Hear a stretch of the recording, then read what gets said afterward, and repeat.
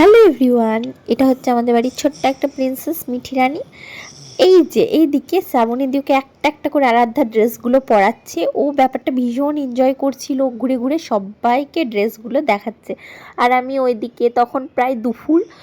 আমি তোমাদের সাথে আগস্টের 2 তারিখের ভিডিও শেয়ার করছি। এদিকে আমি রূপোর থালা গ্লাস বাটি বের করে নিয়েছি, কারণ ওর জন্মদিনের জন্য সমস্ত কিছু সাজানো গোছানোর দায়িত্বে আমি ছিলাম। আর বেচারা মেয়েটা বার্থডের ঠিক আগের দিন রাত্রিরেই হঠাৎ অসুস্থ হয়ে যায়, সেই জন্য পরের দিন সেরকমভাবে কোনো আয়োজন করে ওঠা হয়নি। সমস্ত রান্নায় আমাদের হোটেল থেকে এসেছিল, বাড়িতে শুধু পায়েসটাই করা হয়েছিল আর কি। মা ওর জন্য সকাল সকাল পায়েস রান্না করে খাইয়ে দিয়ে চলে গিয়েছিল হোটেলে। এখানে ওকে সবাই একে একে আশীর্বাদ করছে, প্রথমে বাবা মা, তারপর এটা আমার শাশুড়ি মা, এটা হচ্ছে তানিয়াদি। এরপর আশীর্বাদ করার দায়িত্বে ছিলাম আমি, তো ওকে আশীর্বাদ করলাম, পায়েস খাইয়ে দিলাম। যাই হোক, এখানটায় কিছু একটা বলেছিল, তো আমরা ভীষণ ওই নিয়ে হাসাহাসি করছিলাম। আর এটা হচ্ছে জন্মদিনের থালা সাজানোর পরের ভিডিও। মানে সাজানোই থাকে, কেউ কোনোটা কিচ্ছু খায় না, অর্ধেকের বেশি খাবার তুলে দিয়েছিল, যেহেতু শরীরটা একদম ভালো ছিল না, জাস্ট কয়েকটা দিয়েই খাওয়া দাওয়া করেছিল। তো খাওয়া দাওয়া শেষে আমি এখানটা একটু রেস্ট নিচ্ছি, কারণ সন্ধ্যাবেলায় আমাদের দায়ারবিকে কেক কাট হবে, আরও আনন্দ হবে।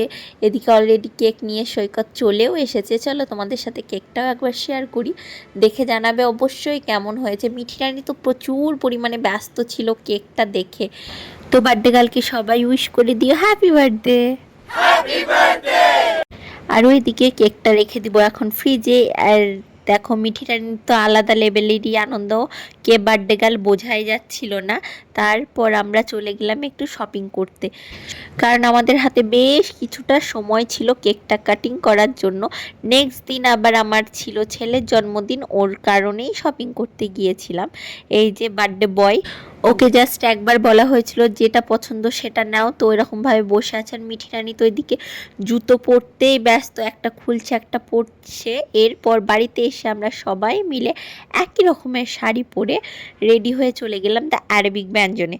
জানোই তো ওখানকার অ্যাম্বিয়েন্সটা এতটা সুন্দর, ওখানে ছবি ভিডিও জাস্ট ওয়াও আসে। আর একটা বিষয় হলো, লাস্ট ওখানে কেক কাটিং করা হয়নি, আমরা ছবি ভিডিওতে এত সময় নিয়ে নিয়েছিলাম যে আমাদের উপরে এসে কেকটা কাট করতে হয়েছে, কারণ প্রচুর কাস্টমারের ভিড় ছিল ওখানটায়।